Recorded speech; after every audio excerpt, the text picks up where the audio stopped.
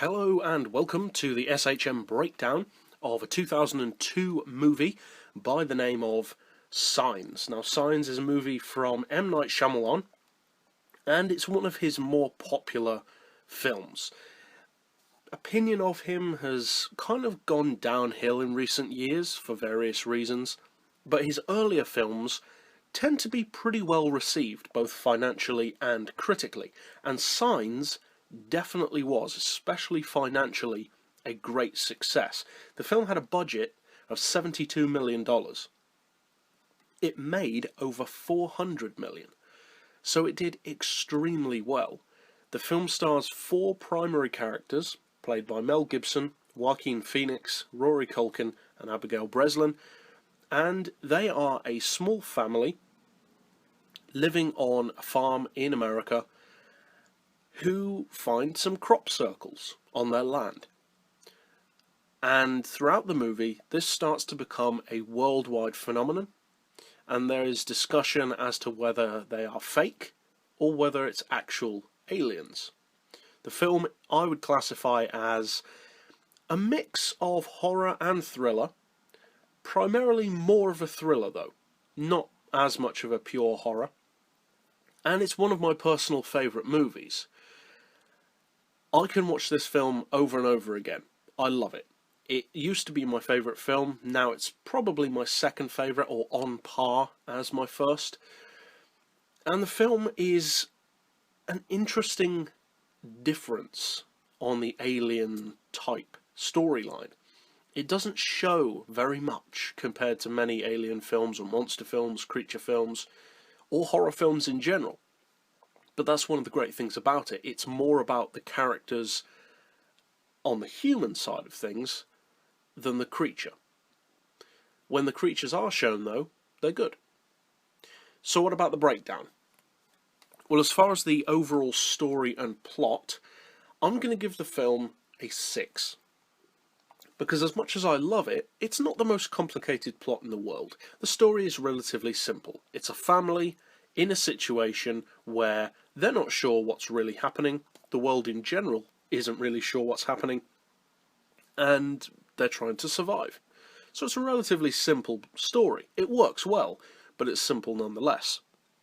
As far as the characters and their motivations, they're very good. They're very likeable characters. The four primary characters in the family, as well as some supporting characters, are highly entertaining. They're easy to root for, and their story is an interesting one. You root for them, you care about them, and little conversations that pass between them, some humorous, some not so humorous, are all interesting.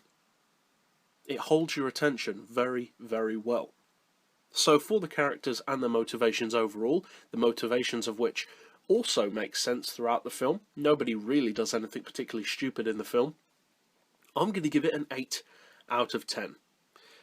As far as the visuals and overall effects, again, I'm going to give it an 8. And the reason why is because with a film like Signs, it's not so much about actual jump scares or monsters, it's more about the overall atmosphere.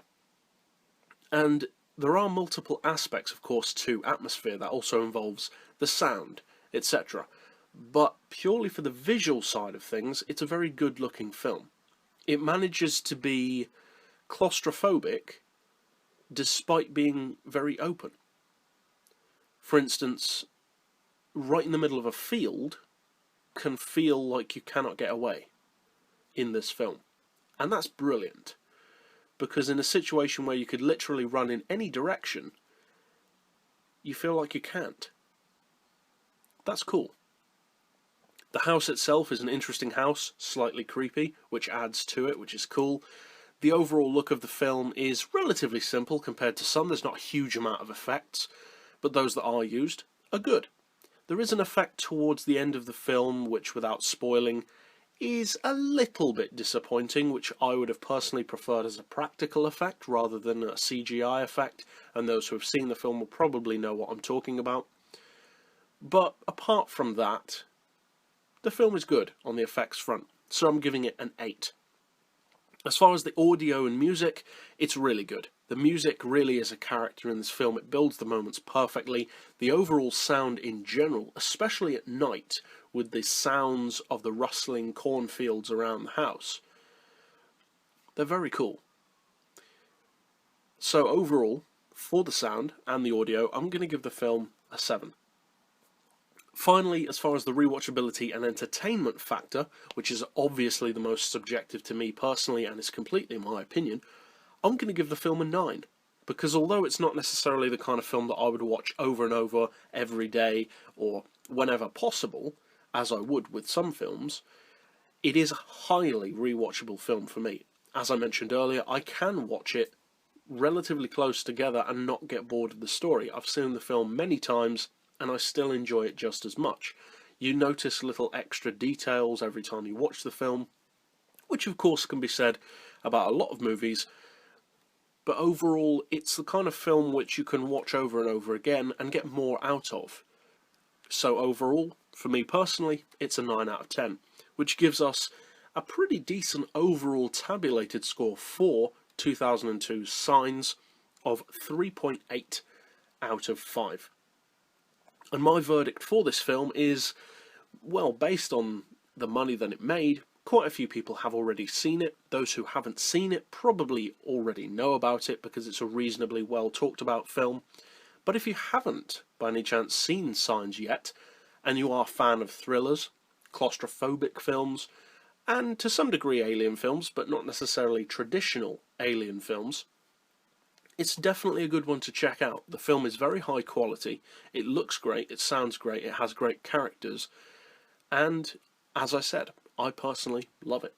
But that's it overall for my breakdown and review of the 2002 movie Signs, and for now, as always, thanks for watching.